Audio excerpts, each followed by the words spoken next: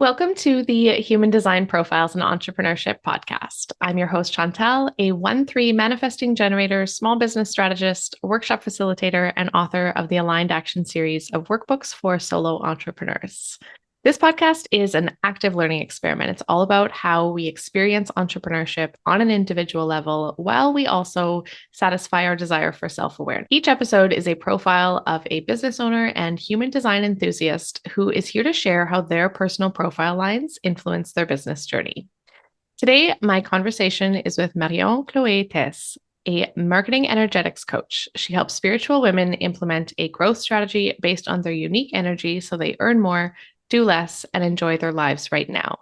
She's French and lives in the UK countryside where she spends time reading fantasy books and hanging out with her pets. Have a listen while today's guest, Marion, a 1-4, shares her story while you read between the lines.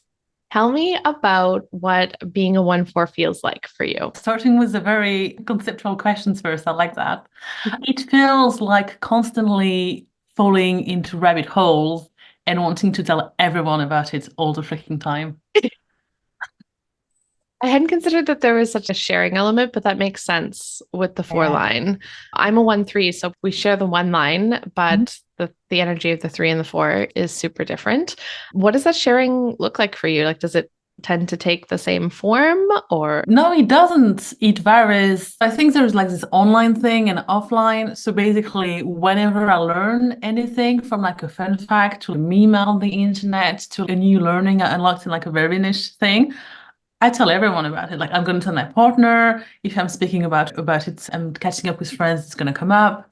And then online, which is where my business is and where I hang out with a lot of people as well, I'm just going to be sharing about it. I'm like, oh my God, I learned about this cool thing. And did you know that that happened? And I just do deep dives. It's like finding a treasure and then bringing it back to the surface, being like, guys, I have something new to talk about. I love the excitement that you bring to it. Your Yeah. energy is so cool, which makes sense as a marketing energetics coach. How do you feel that your 1-4 gifts play into the specific niche that you've chosen? It's taking me quite a while actually to find all the pieces and really understand what it means. I discovered human design in, I think it was February 2018. So it's been a while Hmm. now. I got into the profiles probably after a few months. The most impactful at first was learning I'm a manifestor. I have ego authority, like mind blown. And really getting into the whole 1-4 and what it looks like. It's been interesting. I think it's been like over a few years, like everything evolving. And it's now that I feel like the 1-4 is one of the pieces that's been the most, like the easiest to Mm. grasp Mhm. because it's something I did very naturally. And of course, I did everything naturally before because that's me. But just the fact of like, just kind of giving permission to be like, oh, okay, well, I learned about this in my work. So, for example, a few years ago, during all the COVID lockdowns, I really got to know hypnosis and hypnotherapy. So I started training as a hypnotherapist, and I was like, "Oh my God, this is amazing! I need to share it." But like, how can I incorporate it in my work? And then with time and reflection, and also just going with the flow, it ended up being one more piece of my work. At first, I really thought it's like, "Oh no, I'm doing this. Oh no, I'm pivoting to this. Oh no, I'm pivoting to that now," which was a bit exhausting, to be honest. But now I'm seeing it more as like a very holistic approach where I can talk to someone who's like in a consulting, like muggle job, in a corporate job about strategy and growth. And I can also talk about mindset and hypnosis and also talking about energy and obviously human design and all that. I find it really interesting to be able to bring all of that. And it means that now when I'm learning something more or I'm going deeper into my learnings, I'm not pivoting anymore my whole business or I'm not like becoming a new person. It's just like adding a new layer, which actually Mhm. feels really good because it feels like I'm not just learning for me, I'm also learning for my clients to add something more to their life and their business and their experience, which actually kind of,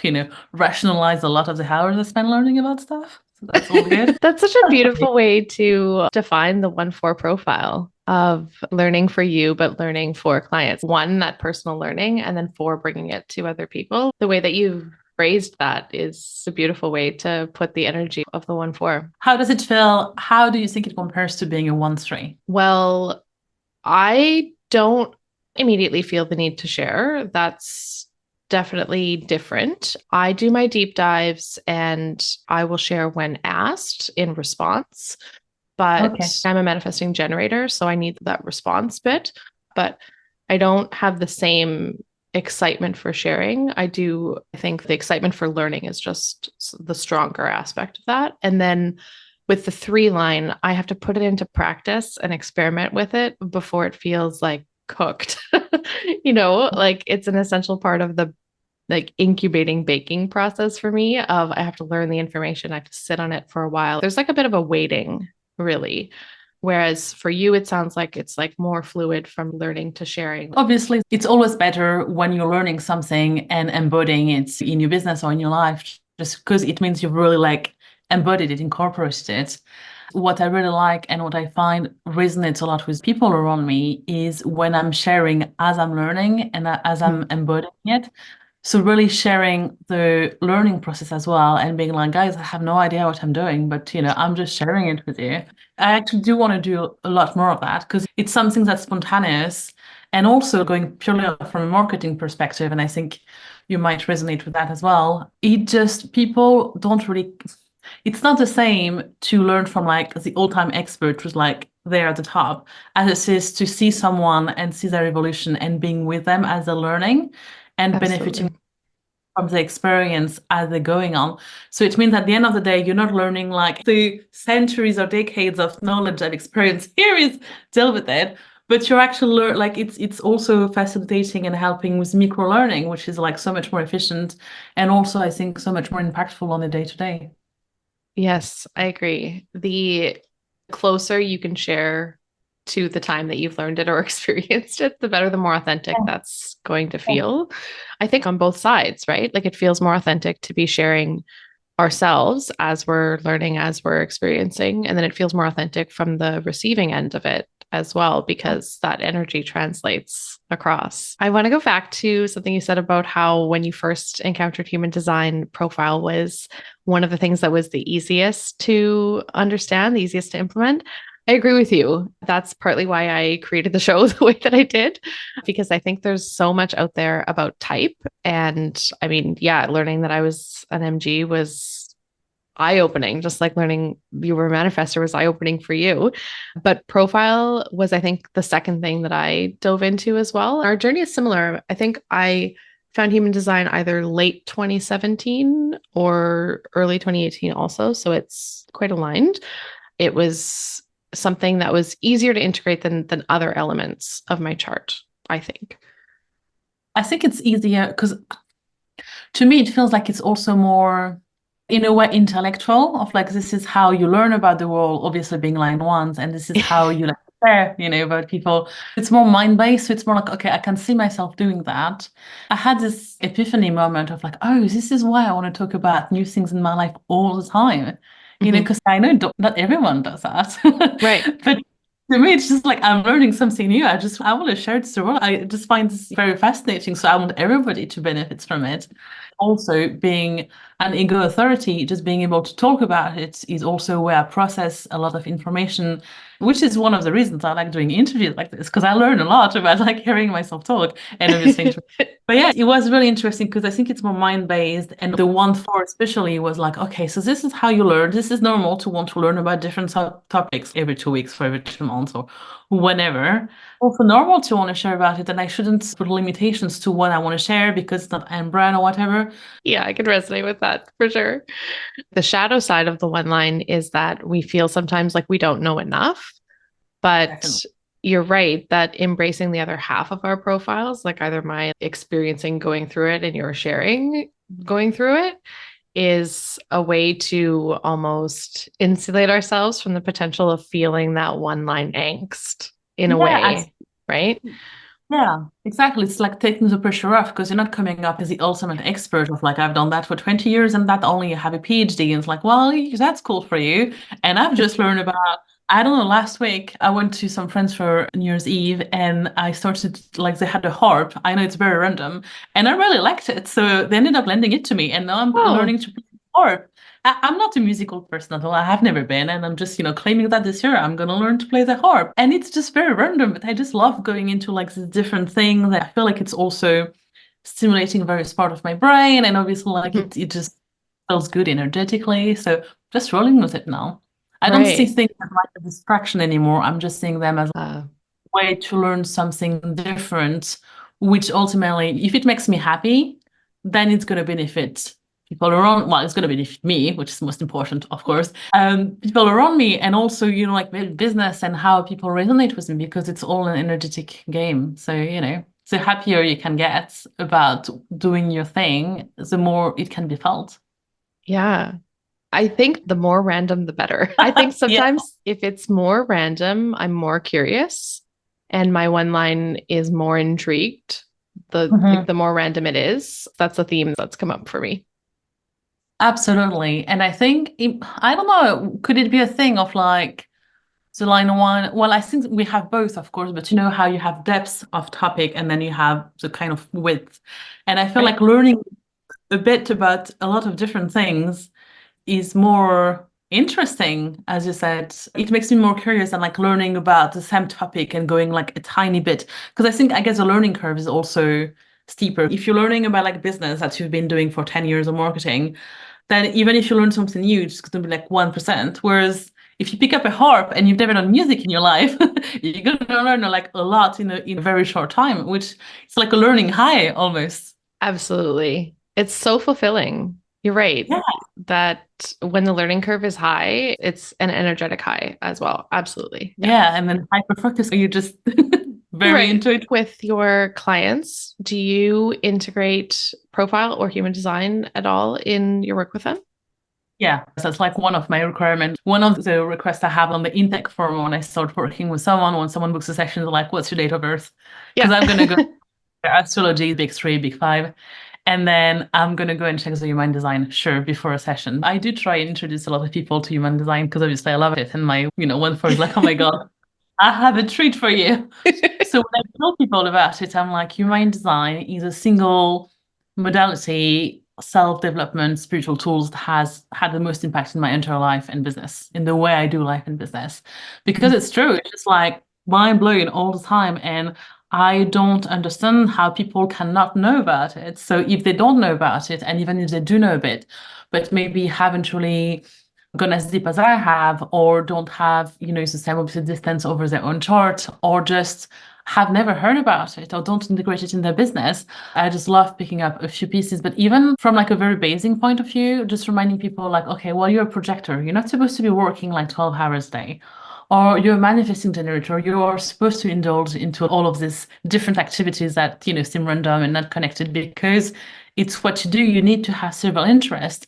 So not necessarily like the most, you have gate 64, so et cetera, but really like the big picture, picking up a few elements that they can then really implement, because like I love knowledge for the sake of knowledge, and I really try to make everything as implementable as possible, because otherwise, Mhm. what's the point? I love learning, but if you hire me to help with your business and to find more fulfillment and all that, I'm always going to make sure that we go back to practical day-to-day things.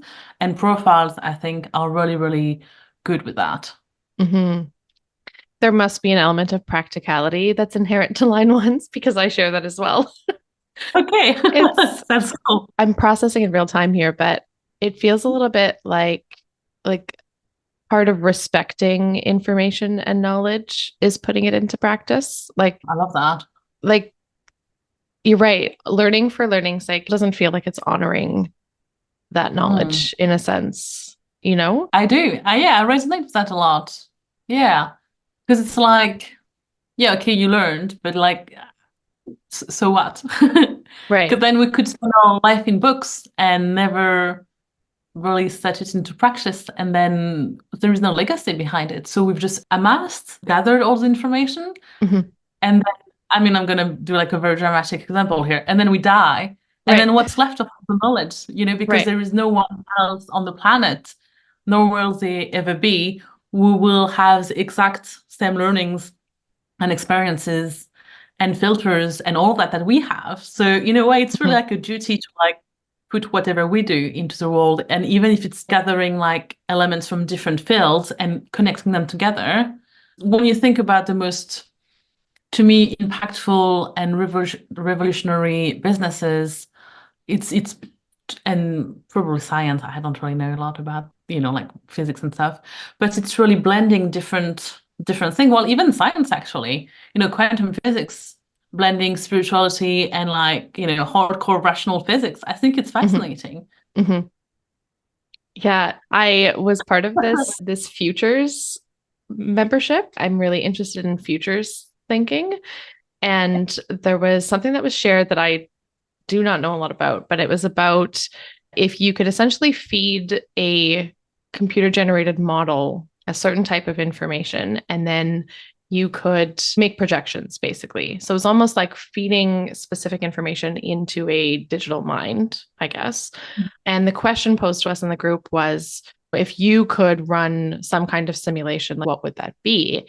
And I thought of like, okay, if I think of all of the books that I've read, all of the knowledge that I've read, what if you add just one book, like pick one extra book at random and you add that in? How does that change? How does behavior change with the impact of the knowledge that we've gathered? I bring that up. I know you're a reader. So, Yeah, you yeah. can go there. Don't worry. I'm right there with you. That's a very interesting thing.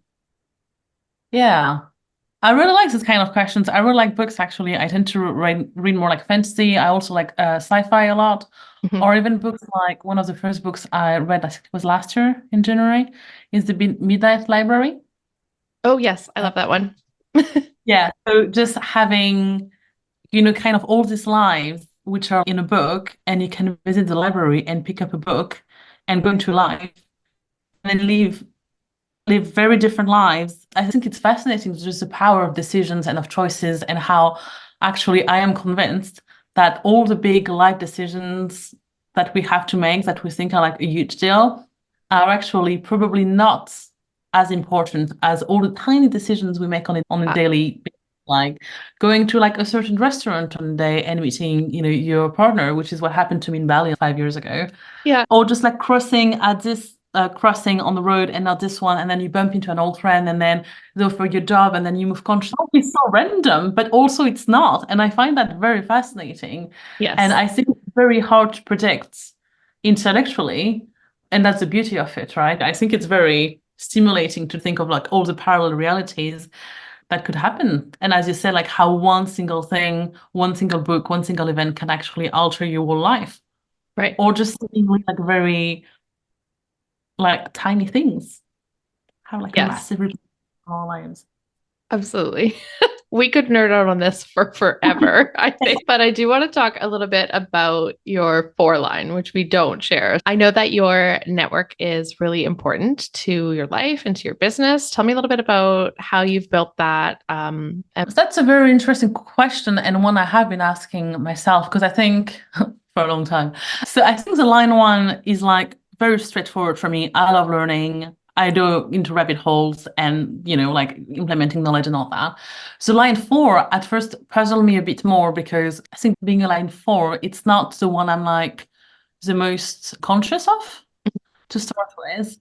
Throughout my life, I haven't actually had like one community. Mm, So I've really been like, if I go back to like primary school and then high school, I'm still in touch with some people, but I've had a tendency to really like shift group. And even when I was at school, I didn't have like one single group of friends. I'd have many groups of friends, because I would just, I'm trying to put it in a polite way, but I would just get bored of like seeing the same people every day and yeah. talking about the same thing. And I would just want to like, learn about like other kind of gossips and learn about different experiences and have different kind of jokes. And I think that's kind of, yeah, hanging out in different spaces, which interestingly for the past 10 years has been, yeah, a bit, I wouldn't say harder, but just like leaving school and university, and then I started traveling a lot.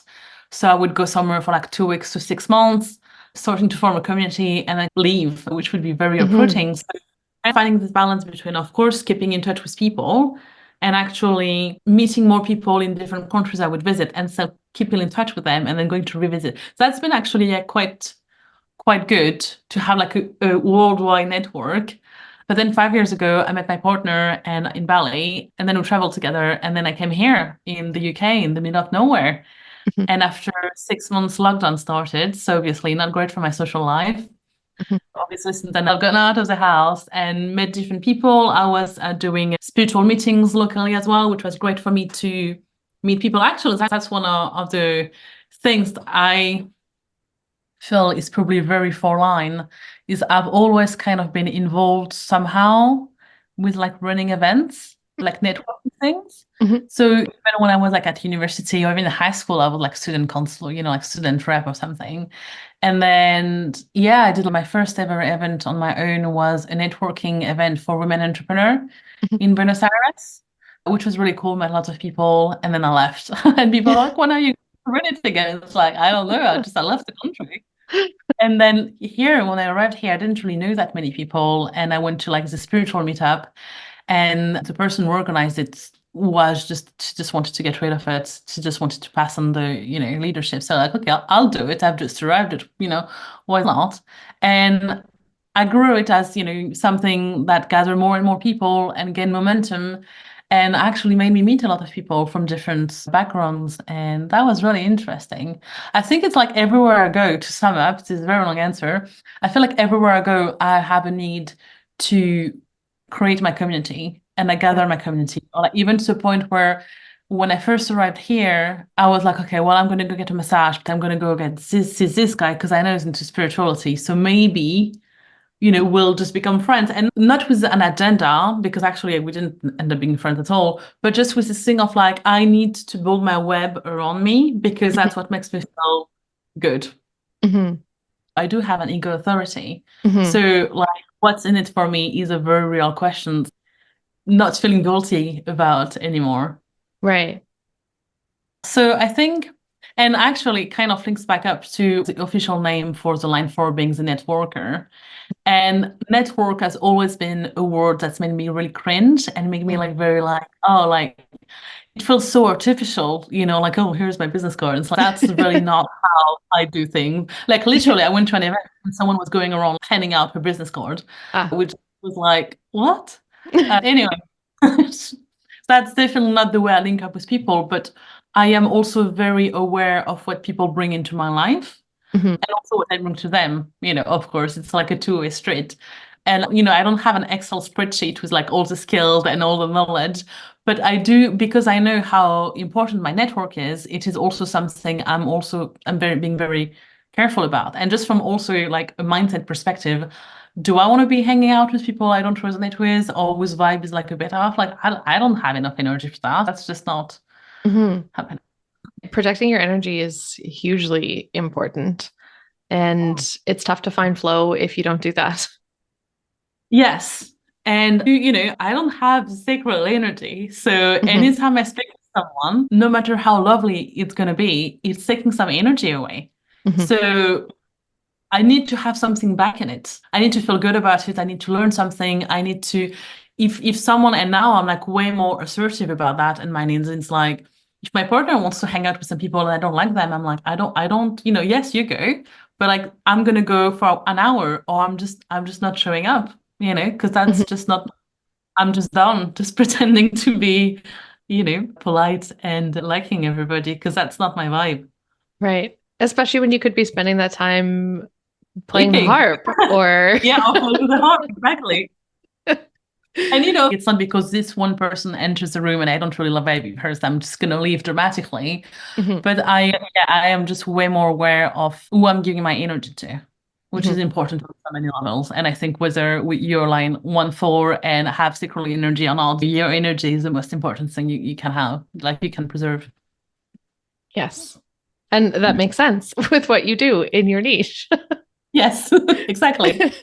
This has been lovely. I want to flow into our ritual of sharing an affirmation card with you. These are created by Christina from Glow Glow Juice HD. They're specific to your profile. I'm holding the 1-4 cards right here. And so you and I will take a deep breath in and out together, and then we will draw a card. Are you ready? Yes. Okay. Let's take a deep breath. Hmm.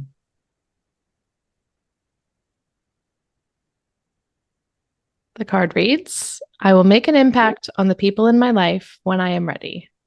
Am I rushing my process? Do I feel the sense of security I crave? Ooh, that's very interesting.